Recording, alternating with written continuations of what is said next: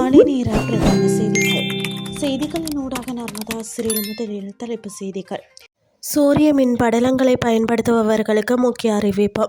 Putin எந்த NATO நாடுகள் மீதும் தாக்குதல் நடத்த மாட்டார் உறுதியாக கூறும் இட்ரம்.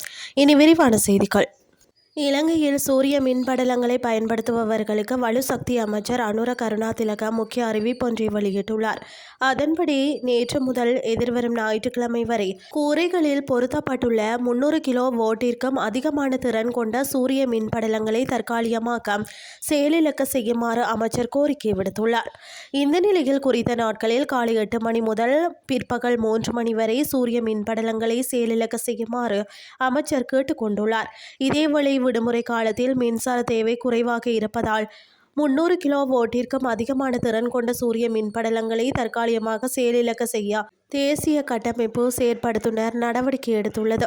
விடுமுறை காலத்தில் மின்சார தேவை குறைவாக இருக்கும் என எதிர்பார்க்கப்படுவதாலும் தேசிய மின் அமைப்பின் நிலைத்தன்மையை பேணுவதை நோக்கமாக கொண்டும் இந்த தற்காலிக நடவடிக்கை அறிமுகப்படுத்தப்பட்டுள்ளதாக சுட்டிக்காட்டியுள்ளமை குறிப்பிடத்தக்கது.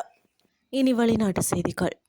ரஷ்ய ஜனாதிபதி விளாடிமிர் புடின் எந்தவொரு நேட்டோ உறுப்பு நாட்டின் மீதும் தாக்குதல் நடத்த மாட்டார் என்று அமெரிக்க ஜனாதிபதி டொனால்ட் ட்ரம்ப் தெரிவித்துள்ளார்.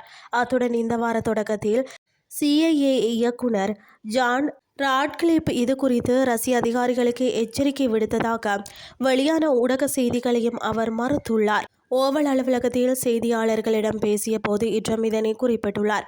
முன்னதாக ஊடகம் ஒன்றுக்கு அளித்த தொலைபேசி நேர்காணலிலும் உளவுத்துறை அதிகாரிகளை சந்திப்பதற்காக செவ்வாயன்று ரஷ்யா சென்ற CIA இயக்குனர் ராட்க்ளிஃப் எந்தவொரு குறிப்பிட்ட எச்சரிக்கை செய்தியையும் கொண்டு செல்லவில்லை என்றும் வழக்கமான சந்திப்பையே மேற்கொண்டார் என்றும் ட்ரம்ப் விளக்கம் அளித்துள்ளார். இருப்பினும் நேட்டோ உறுப்பு நாடு மீது ரஷ்யா தாக்குதல் நடத்துவதை தவிர்க்குமாறு எச்சரிக்கையாகவே ராட்க்ளிஃப் மாஸ்கோ சென்றதாக வால் ஸ்ட்ரீட் ஜெர்னல் செய்தி வெளியிட்டிருந்தமை குறிப்பிடத்தக்கது.